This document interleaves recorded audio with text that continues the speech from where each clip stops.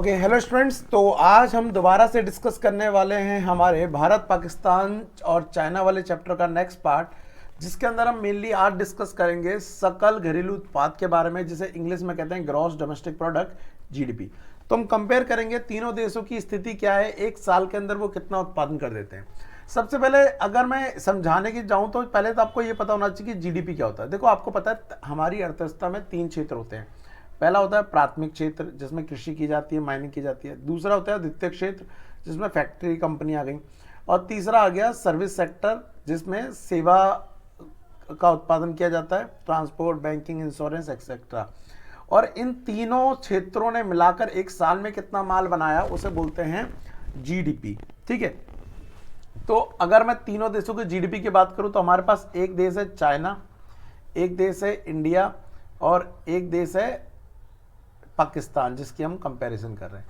तो इन तीनों का जीडीपी का डाटा दिया हुआ है कि तीनों देश कितना जीडीपी का उत्पादन कर रहे हैं। ध्यान रखना ये डाटा पुराना है, डाटा कब का है, 2013 का है। तो क्या बोल रहा है, अनुमानित चीन का सकल देशीय उत्पादन बोले तो जीडीपी जो है वो 2013 में 9.24 ट्रिलियन था। कितना, 9.24 ट्रिलियन डॉलर।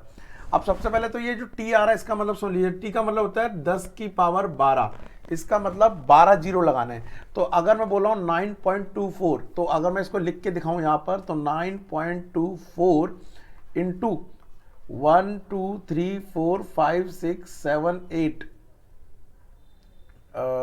या इसके पीछे 12 जीरो लगा लो, 9 10 11, एक तो खुद ये हो गया।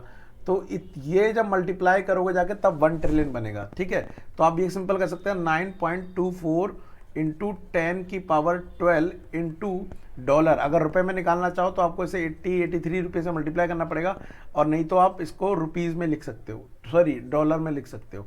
तो ये चाइना का जीडीपी वो एक साल में इतना प्रोडक्शन कर देता है तीनों सेक्टरों का मिला के। अच्छा, भारत कहाँ पे स्टैंड करता है?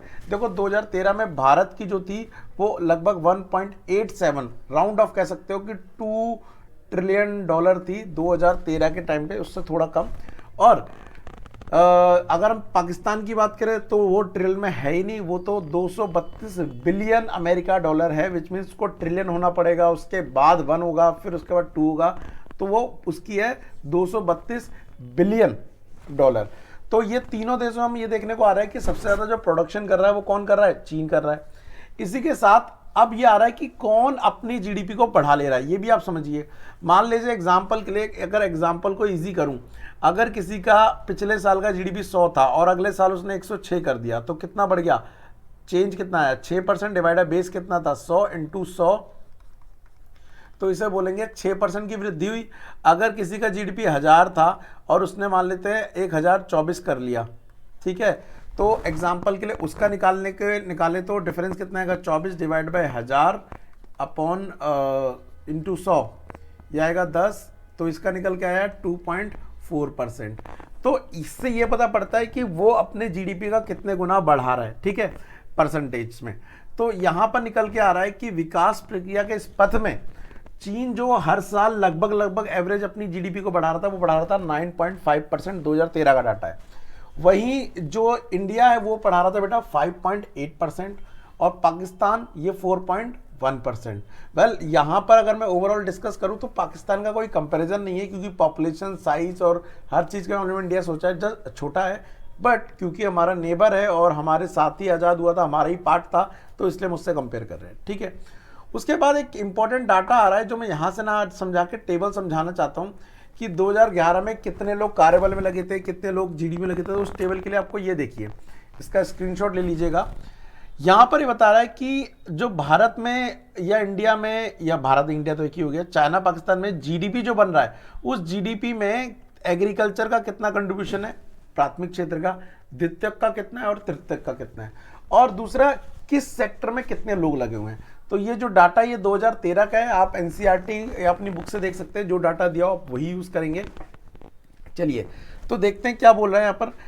इंडिया में लगभग जितना भी जीडीपी आता है, मान लो एग्जांपल के लिए अगर इंडिया 100% इनकम कमाता है सारा मिला के, हम बोल रहे हैं अगर कि इंडिया का 2 ट्रिलियन है, तो उसमें से 18% केवल मात्र आता है एग्रीकल्चर से। इंडस्ट्री से आता है 25%, और सबसे ज़्यादा जो हम इनकम जनरेट करते हैं वो करते हैं सेवा क्षेत्र से, बोले तो सर्विस सेक्टर से। वहीं चाइना कृषि पे कम डिपेंड हो गया, उसका ज़्यादातर सेक्टर किस पे डिपेंड है, उसका डिपेंड है इंडस्ट्री पे और सर्विस सेक्टर दोनों से, उसका लगभग बहुत ज़्यादा क्या आती है, प्रोडक्शन निकल के आता है। इसके अलावा पाकिस्तान की हालत कुछ भारत जैसी ही है, एग्रीकल्चर से 25%, इंडस्ट्री से वही 21%, और सबसे ज़्यादा कहाँ, 50 से भी ज़्यादा सेवा क्षेत्र से। मतलब भारत और पाकिस्तान दोनों अपने जीडीपी में प्रोडक्शन के लिए सेवा क्षेत्र में बहुत ज़्यादा निर्भर करते हैं। उसी के साथ अगर वर्कफोर्स की बात की जाए कि कितने लोग जॉब कर रहे हैं और किस सेक्टर में कर रहे हैं, तो इंडिया में एग्रीकल्चर में देश की टोटल पॉपुलेशन का 47% लोग काम कर रहे थे 2013 में। हो सकता है अब ये 42 पे आ गया हो, 40 पे आ गया हो, 2023 की बात कर रहा हूँ, बट तब ये था। इंडस्ट्री में 25 और सर्विस में 28। यहाँ पर एक चीज़ देखने को मिल रही है, एग्रीकल्चर में बहुत ज़्यादा लोग लगे हैं, भारत की आधी पॉपुलेशन, लेकिन वो इनकम कितना कमा के दे रही है, केवल 18%। वहीं सर्विस सेक्टर में देश की टोटल पॉपुलेशन का 1/4 1/4 लगा हुआ है, लेकिन वो इनकम 50% से ज़्यादा निकाल के दे रहे हैं। मतलब सेवा से जो क्षेत्र है वो बहुत तेज़ी से काम कर रहा है, कम टाइम में कम लोगों में ज़्यादा प्रोडक्शन कर रहा है। चाइना में देखो तो तीनों में लगभग बराबर से नजर आएंगे, सर्विस में 39%, इंडस्ट्री में 30%, चाइना में एग्रीकल्चर में 31%। तो कोई ज़्यादा नहीं कि किसी सेक्टर में ज़्यादा लगे किसी सेक्टर में कम लगे। लेकिन यहाँ भी एक चीज़ देखने को मिली है कि यहाँ पे 31% लोग लगने के बाद भी ये देश की कुल जीडीपी का 10% ही दे रहे हैं चाइना अपने जीडीपी का। तो मतलब एग्रीकल्चर थोड़ा सा बैकवर्ड काम है जहाँ पर इनकम कम जनरेट होती है।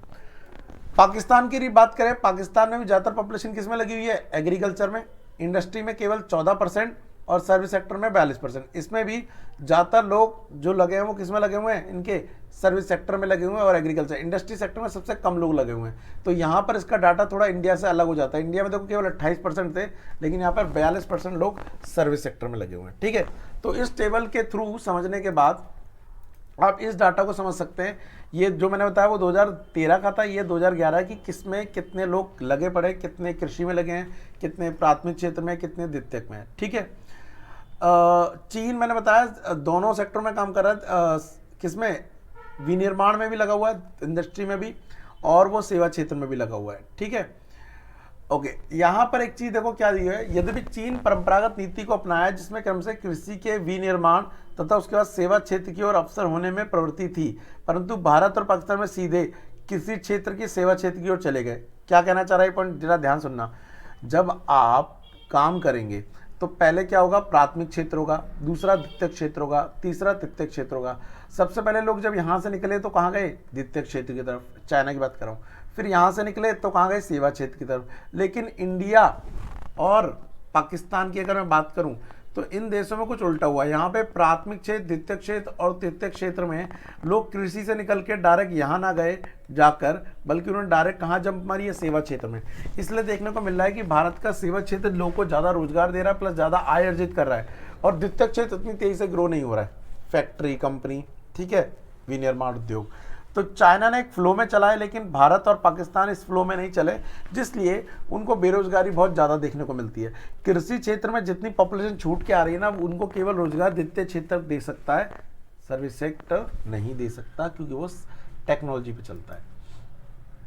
ठीक है, ओके, ये बाकी ये मैं डिस्कस कर चुका हूँ। चीन के आर्थिक समृद्धि का मुख्य आधार विनिर्माण क्षेत्र है, मतलब द्वितीयक क्षेत्र की बात करें, जबकि भारत और पाकिस्तान की जो मेन ग्रोथ का एग्जांपल है वो है कौन सा, सेवा क्षेत्र है बेटा। ठीक है, तो ये नॉर्मली आपको एक डाटा दिया हुआ जिसमें ये बता रखा है कि किस तरह से सकल घरेलू उत्पाद में भारत आगे चल रहा है, चीन आगे चल रहा है, पाकिस्तान आगे चल रहा है।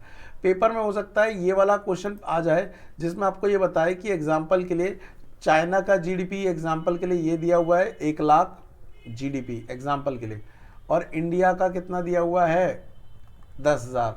ऐसे ही एक्चुअली रियलिटी में उसका जीडीपी ज़्यादा है हमसे, लेकिन आज के टाइम में अगर आज की बात करूं, इंडिया की जो ग्रोथ रेट चल रही है वो 7% 6% के बीच चल रही है।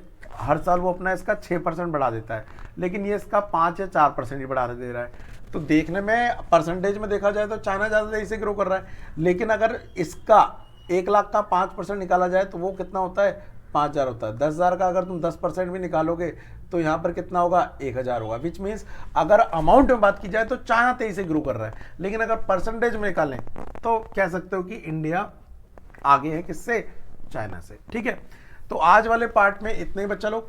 अगले पार्ट में मैं आपके साथ डिस्कस करूंगा इसका एक इंपॉर्टेंट टॉपिक, और पेपर में इसका क्वेश्चन भी आता है, और वो कौन सा टॉपिक है, वो है मानव विकास सूचकांक, जिसे HDI भी बोलते हैं, और इससे रिलेटेड एक क्वेश्चन पेपर में आ भी जाता है। तो आज के लिए इतना ही, मिलते हैं नेक्स्ट क्लास में, तब तक के लिए thank you, tata and bye bye.